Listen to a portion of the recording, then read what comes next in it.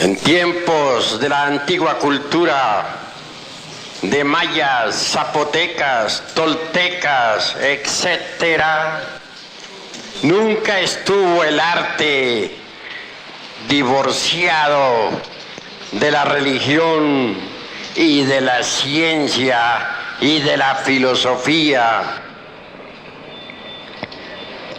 Por medio del arte se llega directamente a la conciencia.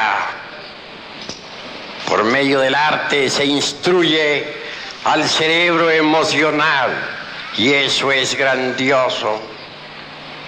En los templos de la antigua Grecia, en el Eleusis, el arte también se hallaba asociado a la religión, a la filosofía y a la ciencia. En la antigua Babilonia, el arte era eminentemente místico, profundamente filosófico y también científico. En los templos de la antigüedad, el arte nunca fue subjetivo. En la Babilonia, en la gran Babilonia que floreció en otras edades, existió el teatro y entonces se instruía los tres cerebros del ser humano: el intelectual, el emocional y el motor. Bien sabemos nosotros que la ley del eterno hepta para parchinoc, es decir, la ley del 7, gobierna todo lo creado. Así que nunca faltaba en las esculturas de la antigua Babilonia, ni en los monolitos y esculturas de este México milenario, la sabiduría artística basada en el número 7. Si alguna vez alguna pieza artística, por incongruencia, resulta con algo diferente, que fácilmente puede ser confundida con algún deterioro ocasionado por el tiempo, se debe ello precisamente al hecho de querer llamar la atención sobre la ley sagrada hepta para parchinoc. En México antiguo, glorioso, se hablaba por medio de la danza sagrada, se hablaba por medio de la palabra y se hablaba también a través de ciertos signos científicos. En la Babilonia, la música, la danza, la filosofía, la ciencia se expresaban vivamente en el teatro. A través del centro motor, por medio de la danza, se instruía este cerebro. A través del centro emocional fluía pues la emoción más pura, y a través del centro intelectual se concebían ideas trascendentes y trascendentales. Se instruía se instruía al centro intelectual, se instruía al centro emocional y se instruía al centro motor. Se usaba la danza, se usaba la palabra que iluminaba, se usaba la mística religiosa. Y los tres cerebros del ser humano, intelectual, emocional, motor, recibían instrucción. Vienen a mi memoria las danzas de Egipto, de Samotracia, de Grecia, de India, de Persia, y también estas danzas extraordinarias y maravillosas de nuestros antepasados aztecas. Amigos, la sabiduría que floreció en el México antiguo es la misma de Egipto. es la misma de la India milenaria, la tierra sagrada de los Vedas, es la misma de Samotracia, de Troya, de Roma, de Cartago. Quienes piensan ignorantemente que nuestros antepasados de Anáhuac adoraban ídolos están totalmente equivocados, porque México tiene una cultura extraordinaria y maravillosa que deviene de los más antiguos tiempos. Bien podría haber México conquistado Europa para enseñarle una doctrina solar, para llevarla a un nivel de más alta civilización.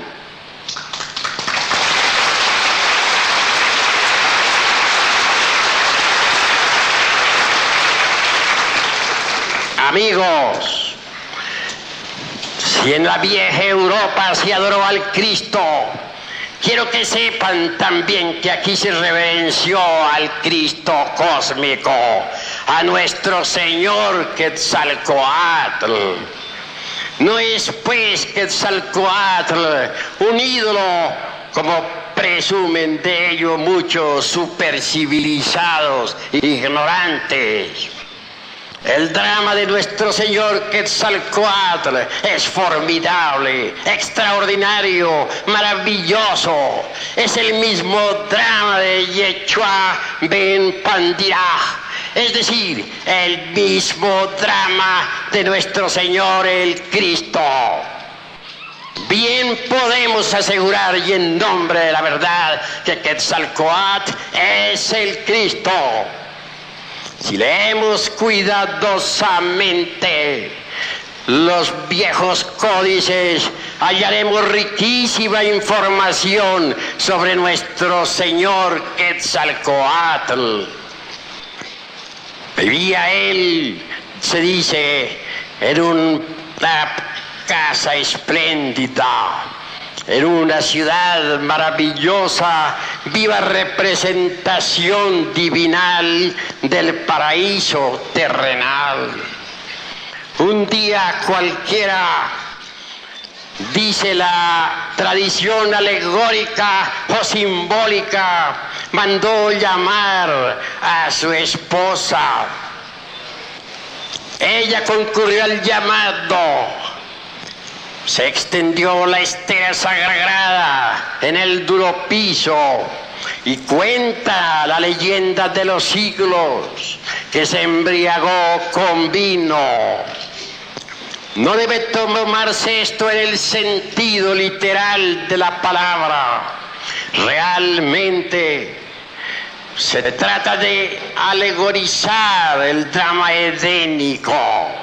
Es decir, comió de ese fruto que se le prohibiera, cuando se dijo: de todos los árboles del huerto podréis comer, menos del árbol de la ciencia del bien y del mal, porque el día que de él comiereis, moriréis.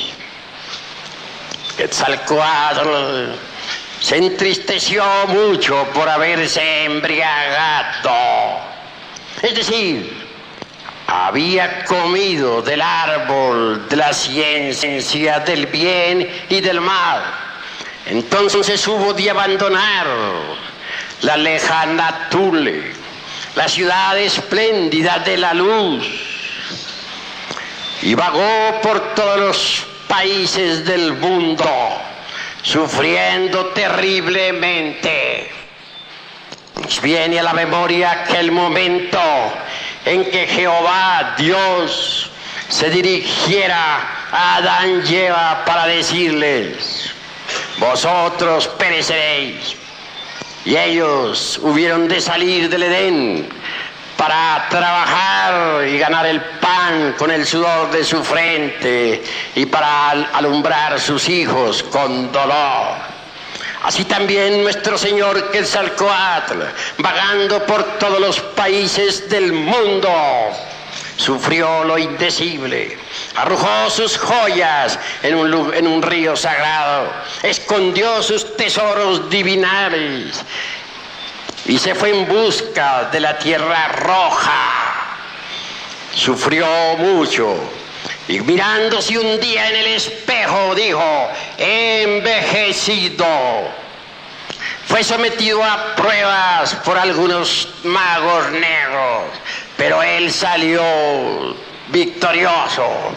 Y al fin, después de haber sufrido mucho, llegó a la tierra roja. Entonces, dice la tradición, pudo morir y resucitar. Bajó a la región de los infiernos, al Mixtlán, para recoger los huesos de sus antepasados. Incuestionablemente, antes que subir, es necesario bajar. A toda exaltación le precede siempre una espantosa y terrible humillación. Quetzalcóatl fue humillado antes de ser exaltado. Arrepentido, resolvió incinerarse y de entre esas cenizas resucitó para convertirse en el lucero de la mañana. Recordemos nosotros aquella frase del Apocalipsis que dice: al que venciere le daré el lucero de la mañana. En todas las ciudades de los distintos reinos de este antiguo México se rendía culto a nuestro Señor Quetzalcóatl. Y si nosotros visitamos Yucatán, hallaremos en algunas piedras todavía la historia de la vida, muerte y resurrección de nuestro Señor Quetzalcóatl. Eso se debe a que los antiguos náhuatl, los antiguos mexicanos, eran verdaderamente guerreros y sabios. Conquistaron otras tierras, se expandieron hacia el sur, llegaron a Yucatán, impusieron su doctrina en todos los lugares centroamericanos. Ni siquiera los mayas pudieron rechazar el grandioso culto al Cristo cósmico, a nuestro Señor Quetzalcóatl. Incuestionablemente, la religión náhuatl, y lo mismo que la maya y la tolteca, están impregnadas de tremenda sabiduría divinal. Quienes supongan, por ejemplo, que los dioses de Anáhuac o los dioses toltecas o zapotecas eran meramente ídolos, se hallan perfectamente equivocados. En nombre de la verdad diremos que los dioses de la antigua Tenochtitlán no fueron jamás ídolos. Los náhuatl no eran tan ignorantes como suponen los extranjeros que vinieron de Europa, como para adorar ídolos. En realidad, de verdad, que en la gran Tenochtitlán y pueblos adyacentes se rindió siempre culto a los ángeles, a los Elohim, a los Prajapatis. Quienes piensen que los dioses de Anáhuac eran simplemente ídolos están totalmente equivocados. Los dioses de Anáhuac son los mismos ángeles del cristianismo, los mismos Elohim de los hebreos, los mismos Prajapatis del Indostán. Por ejemplo, el Señor del Viento, aquel Dios maravilloso que tanto fue adorado en los pueblos antiguos, no era simplemente un ídolo. Hecatl es el Señor del movimiento cósmico y tiene una escuela. Todavía hace poco tiempo que se realizó en el Yucatán un gran congreso de mayas. Se realizó en un pueblo que ahora no menciono. El dirigente de aquel congreso fue un maya. Sin embargo, este fungía ante el pueblo como simple sacerdote católico. Y se realizó el Congreso del Mayab en pleno atrio de la iglesia. Y fue precisamente allí donde un discípulo de la escuela del gran Ejecatl manifestó al alto sacerdote y a todos los grandes iniciados mayas que él quería el gran salto, que su ciencia magnífica relacionada con el movimiento cósmico en modo alguno podría ser entendida por esta humanidad caduca y decadente del siglo XX. Pedía permiso para dar el gran salto, es decir, para meter el cuerpo físico dentro de la cuarta vertical definitivamente y marcharse a otro planeta. Suplicó, se postró en tierra ante todos, lloró. Y la congregación le confirió el permiso. En presencia de todos, metió el cuerpo dentro de la cuarta vertical con procedimientos esotéricos y científicos que la gente está supercivilizada ignora totalmente. Ahora ese gran maestro vive en otro planeta. Lo que estamos diciendo aquí, estoy seguro que en modo alguno podría ser entendido por aquellos que están embotellados dentro de los dogmas científicos y dentro de aquella geometría tridimensional de Euclides. Pero los mayas nada tienen que ver con toda nuestra jerga cientifista. Ellos conservan viejas tradiciones milenarias, viven en ellas y nadie podría hacerles cambiar de ideas. Y aunque parezca increíble lo que voy a manifestar aquí ante este honorable auditorio que me escucha, todavía en el Yucatán existe una ciudad Ginas.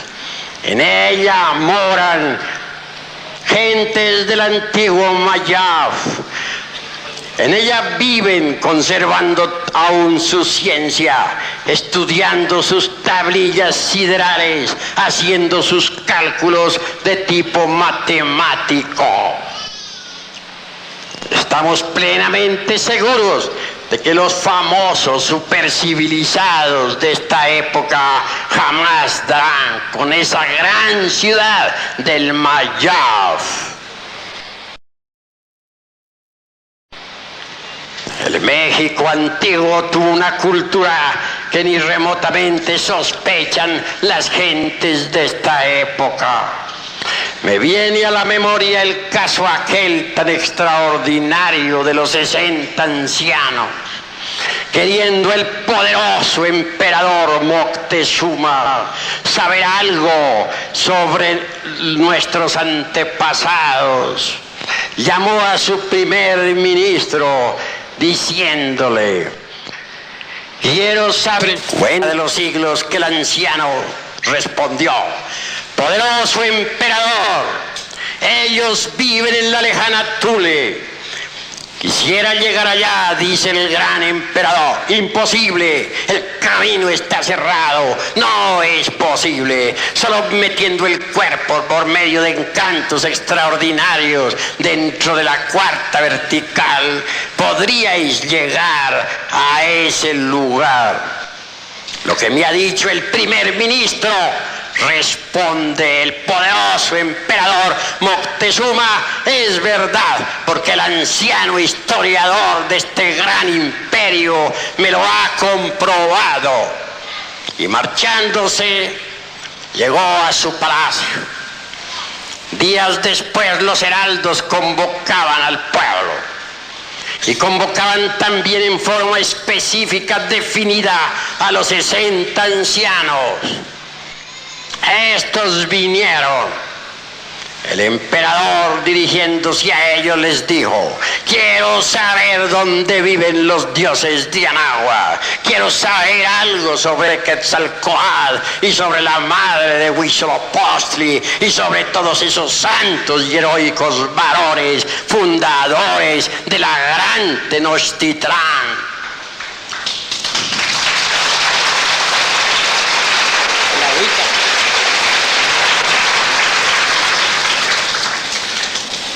Vosotros, ancianos, tenéis la sapiencia que se necesita.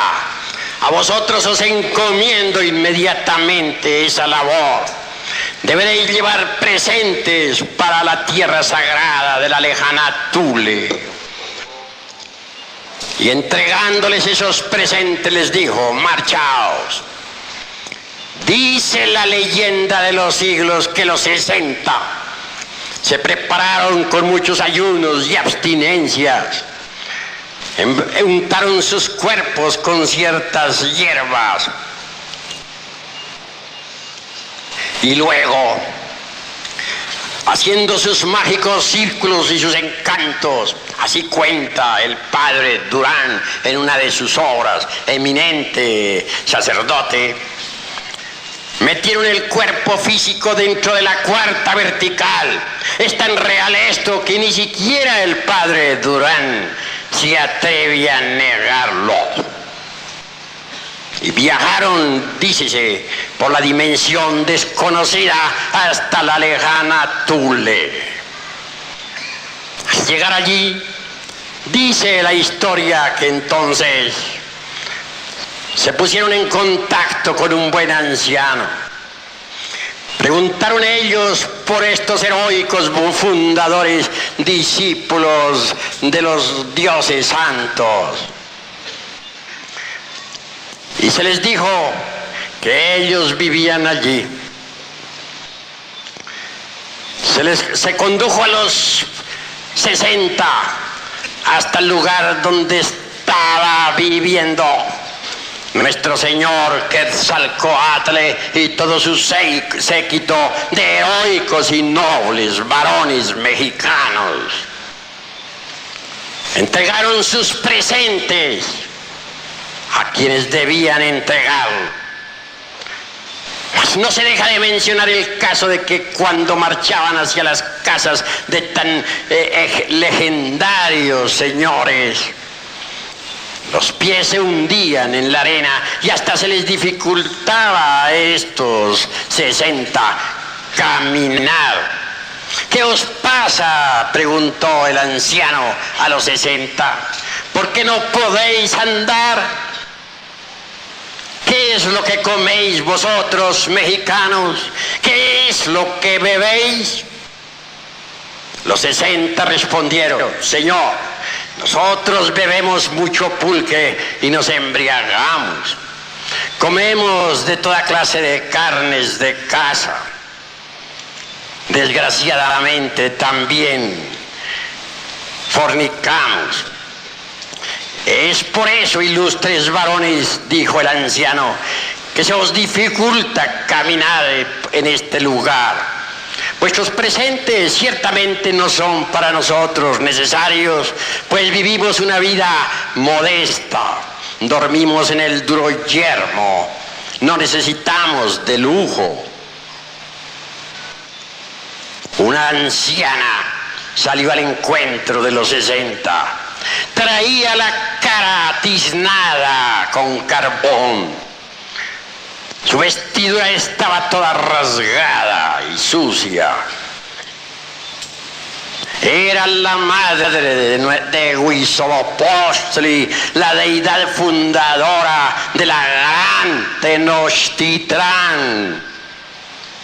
Era la divina madre Kundalini, triste porque su hijo había caído por la fornicación. Estoy triste, dijo ella, hasta que mi hijo regrese, es decir, hasta que el Bodhisattva, hablando en lenguaje sánscrito, se eleve, se regenere, suba otra vez del lodo de la tierra. Si vosotros continuáis así como vais, dijo la madre de Huitzilopochtli, pronto vendrán del otro lado del mar hombres blancos y barbudos que os conquistarán y os destruirán. Se refería claramente ella a los conquistadores de España. Platicaron los 60 con Quetzalcóatl, recibieron distintas enseñanzas. Después de todo, la madre de Huitzilopochtli entregó un braguero, se dice, a los 60, para que ellos a su vez se lo entregaran al poderoso Moctezuma. Ciertamente este no es más que un símbolo de castidad. Y despidió la madre de Huitzilopochtli a los 60, llevando tan duro mensaje al poderoso emperador Moctezuma, poderoso señor de la gran Tenochtitlán.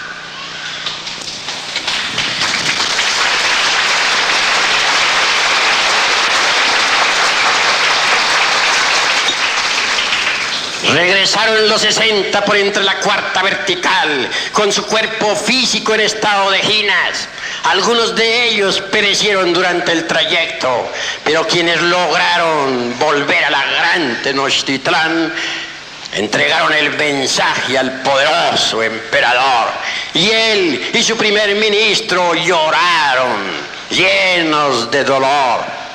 Hablaron al pueblo, convocaron a las multitudes para que dejaran la embriaguez del pulque y para que entraran por el camino de la regeneración. Mas todo era inútil. Ya la poderosa civilización solar, que otra resplandeciera maravillosa en la gran Tenochtitlán y en Teotihuacán y ciudades adyacentes, había entrado en el proceso descendente, decadente e involutivo. Las civilizaciones nacen, crecen, llegan a su cenit y después entran por el camino decadente hasta su destrucción. Así también un día, por ejemplo, floreció la poderosa civilización romana, la tierra augusta de los Césares, y más tarde la gran Roma heroica, victoriosa, entró por el camino descendente hasta su destrucción general. ¿Y qué diremos de esas poderosas civilizaciones de Babilonia la Grande, de Memphis y del Cairo, de la antigua India, de los rishis sagrados y del poderoso Tíbet? Todas esas civilizaciones entraron también en procesos decadentes y murieron. ¿Por qué tenía que ser una excepción la poderosísima civilización de la gran Tenochtitlán? Obviamente, los ciclos históricos son así. Las civilizaciones nacen, crecen, envejecen y mueren, como las plantas, como los hombres, como los mundos, como todo lo que es, como todo lo que ha sido, como todo lo que será. Pero quienes piensen que la poderosa civilización mexicana no existía y que aquí nuestros antepasados adoraban ídolos, están completamente equivocados, porque México en su esplendor bien hubiera podido colonizar a Europa.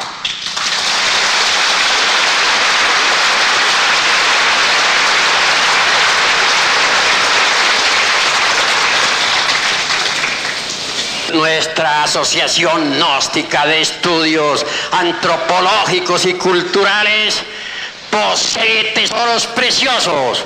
Entre ellos tenemos realmente los tesoros del antiguo México.